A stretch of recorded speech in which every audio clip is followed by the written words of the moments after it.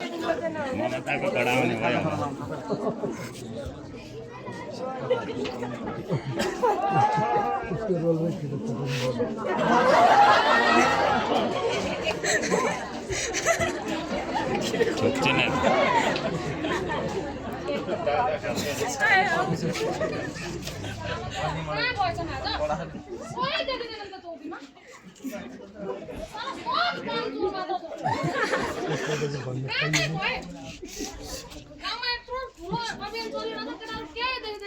फोनमा बोलो बसो हैन पुलिसमा त भोटमा भर्ती भएको क्या यिनीहरू गाउँमा यसो सिटी बजाएर भयो नि गाउँमै पुलिस छन् भन्ने त यसो जानकारी त दिनु पर्यो नि केटाहरू पनि भेटाइरहेको छन्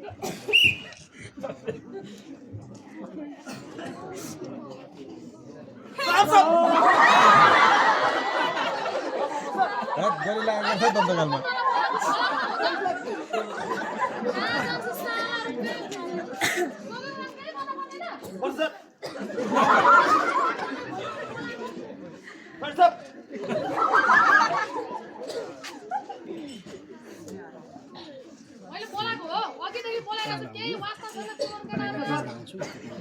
गाउँमा अहिले लैङ्गिक हिंसाको 16 दिने अभियान चलिरहेको छ त्यसले गर्दाखेरि यसो गाउँमा के कस्तो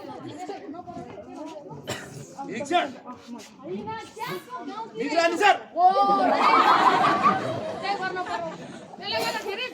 तपाईँ अब यसो साथी केटाहरूलाई लिएर अब आज यसो गाउँमा जानुपर्छ होइन अनि त्यस पछाडि पनि यसो रेडी सेडी बनेर आइज पुलिसबाट पुछ गरिदिनु न म त केही बुझ्दिनँ सर भने सिके तँलाई पढेन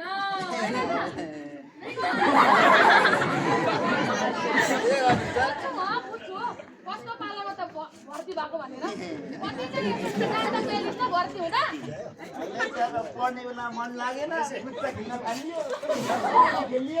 भए त अझै लेभलको भइहाल्थ्योस् नि आज यो 15,000मा झुलिनु परेको थियो र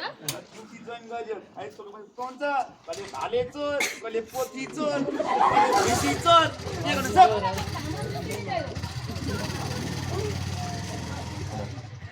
अब हेर मलाई थाहा छँदैछ होइन लैङ्गिक हिंसाको 16 दिनहरू चलिरहेको अब हाम्रो काम भनेको चाहिँ अब गरी भनेर बेला बेलामा दाइलाकै बिर्साउने काम नगर्नु गाउँमा गई अब यसो के कसो त चेकआउट गर्नु पर्यो होइन अब जहाँ त्यो पनि तयारी गर्नु होइन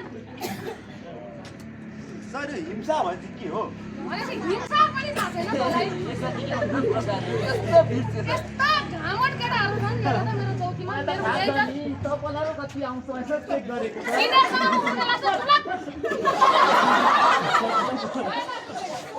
हिंसा भनेको कुनै पनि शारीरिक तथा मानसिक हिंसा हो यो चाहिँ भनेको चाहिँ नेपाल सरकारले लैङ्गिक हिंसाको 16 दिने अभियानभित्रमा चाहिँ 25 नोभेम्बरदेखि 10 डिसेम्बरसम्म नेपालभरमा मनाउँदै आएको छ आज चाहिँ 10 डिसेम्बर यसमा चाहिँ समाप्तिको दिन भएकोले गर्दाखेरि चाहिँ आज हामी यहाँनिर विभिन्न विद्यालयहरूले चाहिँ र्याली कार्यक्रम गर्ने सडक नाटक गर्ने समुदायमा सचेतनामूलक कार्यक्रम गर्नेहरू गरेर मनाउँदैछ त्यसले गर्दा यो कार्यमा साथ दिनु हाम्रो कर्तव्य हो त्यसले गर्दाखेरि अब हामी पनि नेपाल सरकारको जस्तो प्रविधिको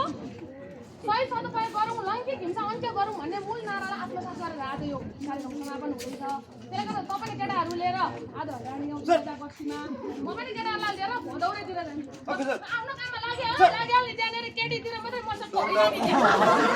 द्वन्द्वकालमा गोली लागे खुट्टा